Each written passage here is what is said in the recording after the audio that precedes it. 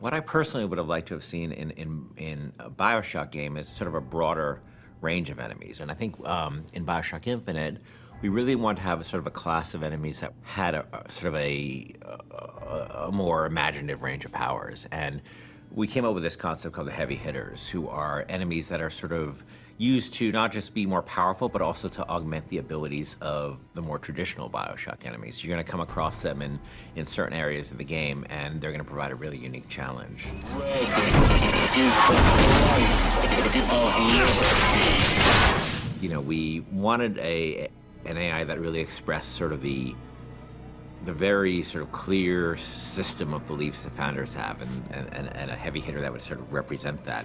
And the Motorized Patriot is sort of the embodiment of that. And they came up with this idea of this creepily motorized, like Hall of Presidents animatronic George Washington. It was specifically the face, specifically this weird, like, porcelain child dolls, you know, poor rendering of George Washington.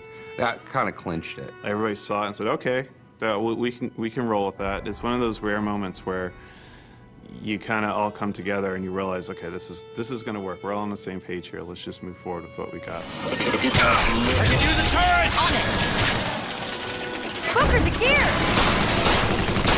So the Motorized Patriot, a couple of things make him really special besides the aesthetic of him. One is that he's, unlike most of the enemies, he's completely fearless.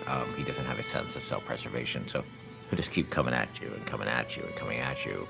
You know, despite the fact that you face many different kinds of enemies in this game, you clearly can't reason with this one. He's just gonna keep coming forever, you know? He is sort of a clockwork Terminator. The other cool thing about him, he's got this Gatling gun called a pepper mill. But once you destroy the Patriot, Booker can actually go pick up the pepper mill and actually use it as a heavy weapon. And that's the only place he can get it, was from a destroyed Motorized Patriot. I mean, I also like that, you know, as he starts to take serious damage, his head he actually loses the Washington mask, and it reveals his sort of metal skeleton underneath.